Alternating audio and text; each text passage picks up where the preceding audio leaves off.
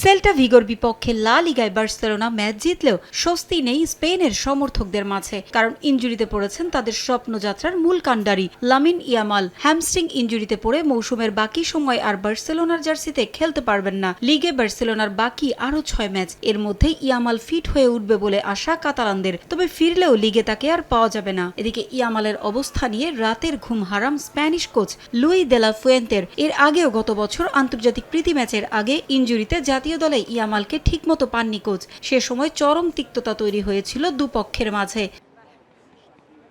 তবে এবার বিশ্বকাপ বিবেচনায় থাকায় সমস্যা আরো জটিল হয়েছে। নিজেকে ফিরে পেতে মরিয়া ইয়ামাল। স্পেনকে এবার বিশ্বকাপ উপহার দিতে চান এই উইঙ্গার। যখন আমি সবচেয়ে বেশি মাঠে থাকতে চেয়েছিলাম, ঠিক তখনই আমার জীবনে নেমে এসেছে এমন বিপদ।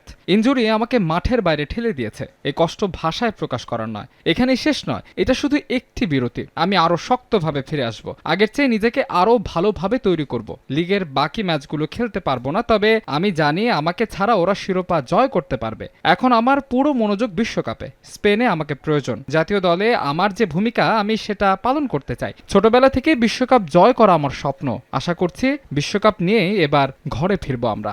15 জুন কেপ ভার্দের বিপক্ষে ম্যাচ দিয়ে শুরু হবে স্পেনের বিশ্বকাপ অভিযান। 2023 সালে স্পেন দলে অভিষেকের পর থেকেই ইয়ামাল হয়ে উঠেছেন দলের গুরুত্বপূর্ণ সদস্য। 25 ম্যাচে 26 গোল করেছেন স্প্যানিশ উইঙ্গার। বার্সেলোনার হয়েও এ মৌসুমে করেছেন 24 গোল। 2024 সালে স্পেনের ইউরো জয়ে রাখেন গুরুত্বপূর্ণ অবদান। তবে নেশনস লিগ না জিততে পারার হতাশা নিয়ে মাঠ ছেড়েছিলেন। সে কষ্ট এখনো তাড়িয়ে বেড়ায় ইয়ামালকে। শুধু ইয়ামালই নন, এ মুহূর্তে স্প্যানিশ কোচকে ভাবতে হচ্ছে Mikel Merino, Nico Williams, Fabian Ruiz ও রদ্রির ইনজুরি নিয়েও।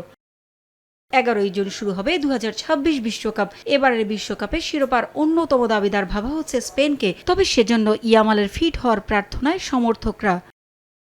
পারভিন আক্তার, সময় সংবাদ।